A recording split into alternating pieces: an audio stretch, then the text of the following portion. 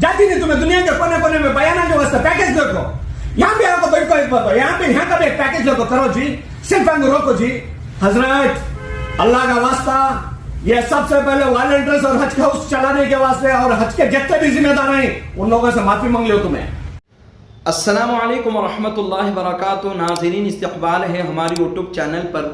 एक जुमा क़ब्ल हज़रत मौलाना PM मुज़म्मिल साहब दामत बरकातुहुम ने हज भवन के अंदर होने वाली बेहयाई के ताल्लुक़ से और वहाँ के खुराफात के ताल्लुक़ से जुमा के मौके पर आपने आगाही फरमाई तो मुजाहिद पाशा साहब को उनकी बातें बुरी लगी तो उन्होंने अपनी तकरीर रिकॉर्ड कराई और हज़रत के ताल्लुक़ से ऐसे बातें कहीं और इस अंदाज से कहीं जो अंदाज के सही नहीं है।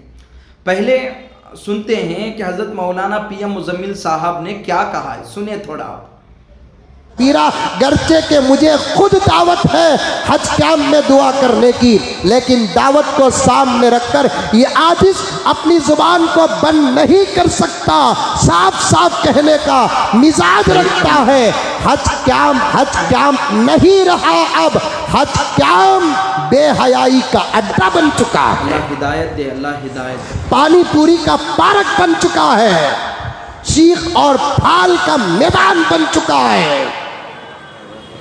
फोटोग्राफी और तस्वीर कशी का एक अड्डा, जिसे क्या कहते हैं इंग्लिश में, ये आपको समझने के लिए क्या स्टूडियो बन चुका है। अल्लाह रहम फरमाए। दोस्तों, अब इस बयान की जिस अंदाज से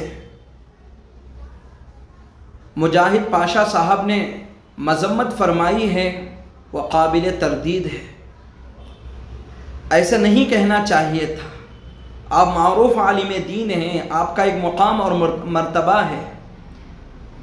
अब मुझे इसके जवाब देने की ज़रूरत नहीं है, हज़रत वाला ने ख़ुद इसका जवाब भी दे दिया है। आप ख़ुद उसको एक मर्तबा समात फरमाएँ, इंशाअल्लाह उम्मीद है आपको तशफ़ी हो जाएगी। सुने मौलाना ने क्या कहा है। क्या हज कैंप के बारे में गुज़िश्ता जुमा कह दिया, कितने फोन आए। अरे आदमी ये देखते नहीं, आदमी क्या कह रहा है ये देखते हैं, किसको कह रहा है। मुझे क्या जरूरत मैं इसको बोलूं कि उसको बोलूं, मुझे जरूरत है क्या हलाल वो बयान करूं, क्या हराम वो तक बोलते रहेंगे, हराम को हराम मौत तक बोलते रहेंगे, हलाल को हलाल मौत तक बोलते रहेंगे। किसी की मोहब्बत हमारी तकरीरों पर असर पैदा नहीं कर सकती और किसी का गुस्सा हमारा उन्वान बदल नहीं सकता। जो बोलना है वो बराबर डंके की चोट में बोलते हैं। एक अल्लाह का बंदा कहता, पूरे बेंगलुरु में तुम्हें एक ही का मौलवी साहब, मैंने कब कहा मैं तन्हा मौलवी साहब हूँ, मैंने कब कहा मैं तन्हा खतीब हूँ, मैंने कब कहा मैं तन्हा मुकर्रिर हूँ, मैं तो बड़े बड़े खतीबों का दामन थामने वाला एक तालिब इल्म हूँ। फिर वो अल्लाह का बंदा अहमकुल वजूद कहता है, दूसरे नहीं बोलते तो सिर्फ तुम क्यों बोलते हैं। अरे बेवकूफ़, जो नहीं बोलते उनको जाकर पूछ के तुम गलत देख कर क्यों नहीं बोलते, जो बोलते हैं उनको रोकने वाला फिरौन की जी हाँ दोस्तों, आपने हज़रत की ज़बानी सारी बातें सुन ली हैं। अल्लाह ताला हज़रत को नज़र बस से हिफाजत फरमाए। अल्लाह ताला हज़रत की जान माल इज़्ज़त व आबरू की खूब हिफाजत फरमाए। देखें मुजाहिद पाशा साहब, हज़रत से अल्लाह ना करे अगर कोई बात आगे पीछे हुई होगी, लेकिन आपका जो तरीक़ा कार है ये ठीक नहीं है।